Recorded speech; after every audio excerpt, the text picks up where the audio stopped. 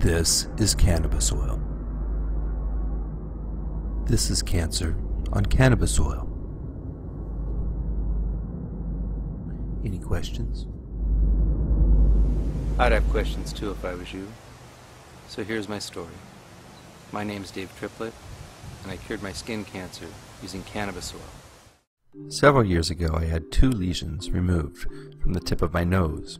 In 2009, the lesions began to return in several places. I went to the doctor, and the doctor gave me a prescription for a cream.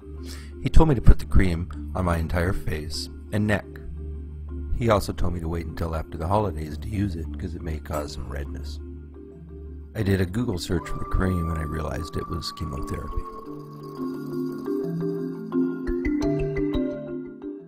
Next, I found some photojournals of people who have used the cream.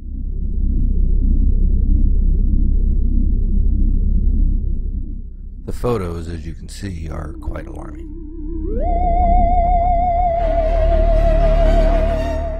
After seeing the results of what the chemotherapy cream can do, I decided to look into alternatives.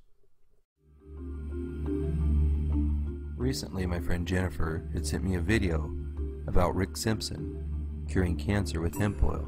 It was called Run from the Cure, so I decided to start there. After I watched Run from the Cure, I began to do some searches.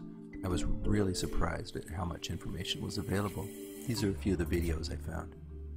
Breast cancer kills more than 41,000 American women every year. Researchers in the San Francisco lab are working to shrink that number, and they're doing it with an unusual weapon, marijuana. It's not just THC. These trichomes contain CBD, another valuable chemical. We're fascinated by this stuff.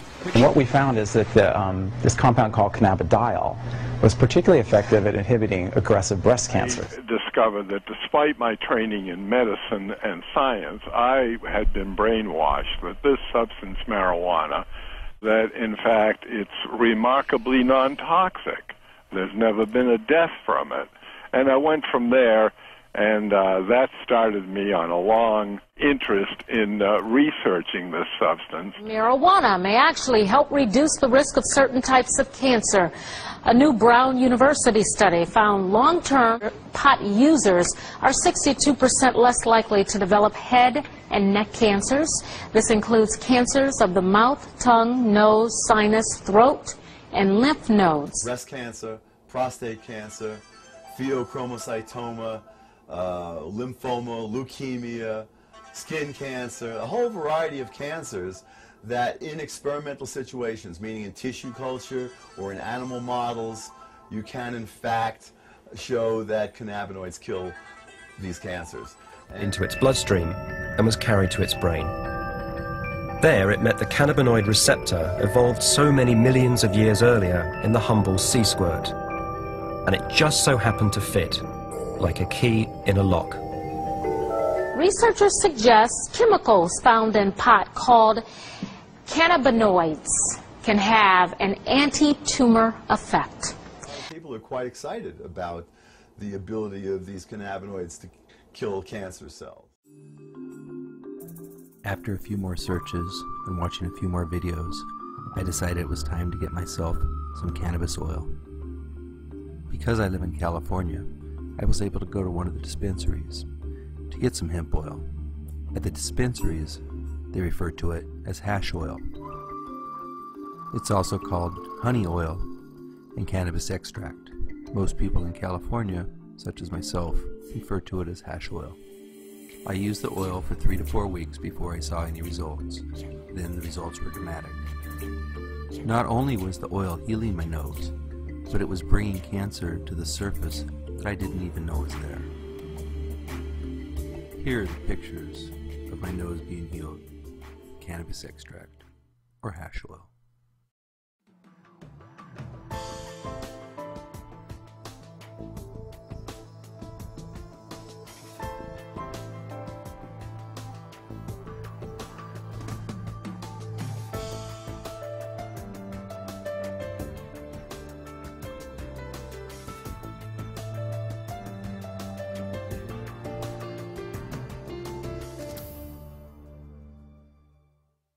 As you saw, the cancer was pulled to the surface and healed.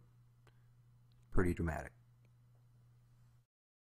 In this side view, you can clearly see the cancer being pulled to the surface and healed. The greenish brown stuff you see is the oil.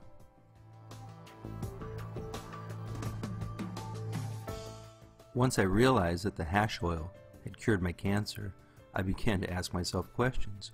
Why hadn't my doctor heard about this? Why hadn't I heard about this before? If cannabis cures cancer, why would it be illegal? As I did more research, I began to realize it's about profit and politics. But unless big pharmaceutical companies are behind these things, they may go nowhere, is that it? Well, actually, Lloyd, I've had 2 other stories where drugs have shown great promise in the preclinical phase, and because they were orphan drugs and no one picked up, nobody could get the patent on it, they've gone nowhere. Drug companies won't be interested in funding studies for a drug that won't make them a profit. This drug has great promise, so why aren't companies and institutions lining up to get behind it? Because the drug isn't patented. If someone invests in researching it, they're not going to make a profit because anyone can make it. It costs, some say, about $100 million to get a new drug through all the phases of testing onto the market. So it will be interesting to see if this old drug actually gets a new chance at becoming an anti-cancer medication. Typically get this eureka kind of feeling, and it's actually the most exciting thing scientists can get. I'm not going to have time to go into the history and politics of cannabis. I'll save that for the next video. I can tell you that cannabis used to be a very, very common medication. It was available in many forms. Here's a few examples of antique cannabis medications. This is a homeopathic cannabis sativa bottle. These are some cannabis indica tablets. This is a cannabis indica cough syrup.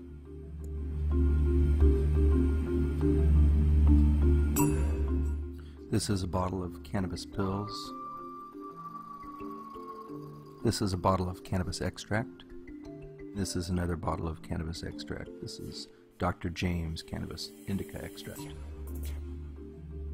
This is a corn cure. Its main ingredients were cannabis indica.